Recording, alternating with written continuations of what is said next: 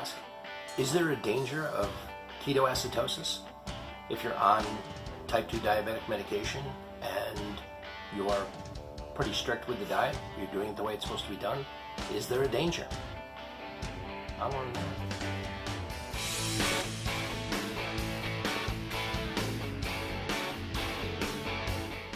So the reason that I measure, when I originally started on the diet, I understood what was necessary with trying to achieve ketosis and having the ketones. You read all different kinds of things about it being, above a certain number, between a certain range, and I hit that pretty quickly when I purchased the meter, because I was very curious to find out what my body was doing, and at the same time I was on several very common, you see the commercials all the time, type 2 diabetic medicine medications. And so as time was going on, my numbers were climbing and climbing and climbing and climbing.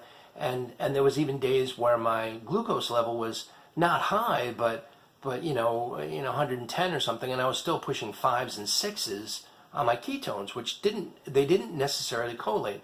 So when I went back to my doctor and I was telling him about the numbers, realizing, and he was shocked but not worried. He says, you really shouldn't have a problem with that. And I wasn't. I felt great. That wasn't the problem. But I don't think there's enough research on it. I don't think there's enough information out there to really tell where is a reasonable number.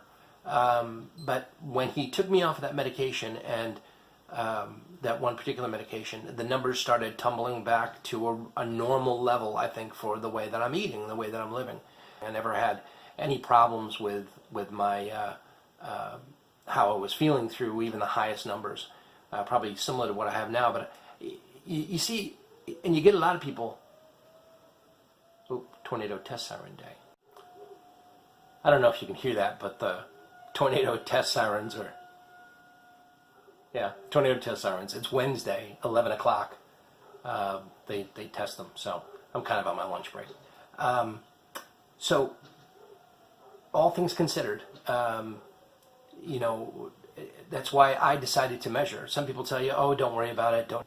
I think if you're on the medication, you need to consider measuring. At least that's why I did, and I was very curious to see what those numbers look like. So for that reason, I think having a meter or some sort of test strip protocol, along with it. I only test probably now once a day to see where I am, to compare how I'm feeling to that. And again, I don't think it's really representative because of the medication. So when I'm completely off the medication, hopefully in another month, I think those numbers will be real. They're nothing nothing promoted or fluffed up from taking a medication when it comes to my ketone. So I feel pretty good about that, but that's why I wanted to throw this out there. If you're continuing to take medication, you've started on this diet, I think it's worthwhile keeping an eye on. I don't recommend necessarily. I don't know if I recommend, or if your doctor recommends increasing the amount of carbs so you can offset that. Why? I mean, if we can get off of a medication, let's do that. If we're just the cost of a doctor's visit, because this stuff isn't cheap. I mean, it's pretty doggone expensive. So, but those are the questions I'm asking.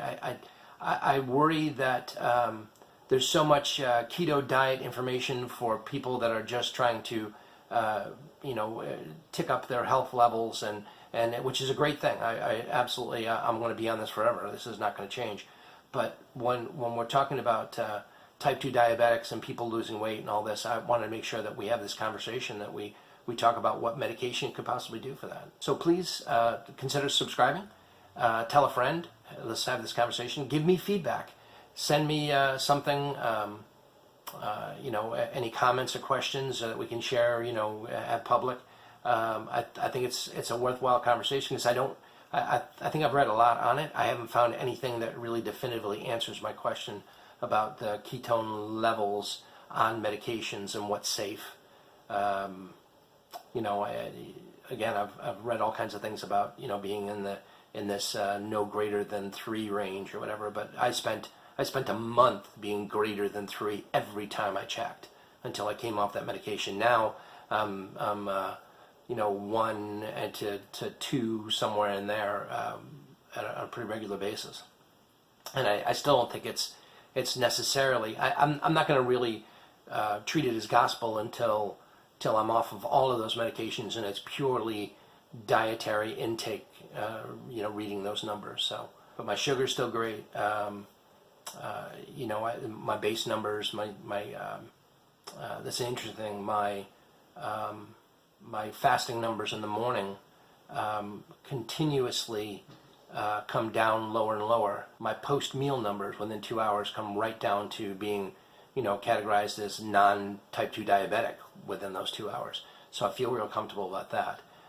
So it's interesting. I'm very curious how, and I want to track these numbers as time goes on. So I'm pretty comfortable with that.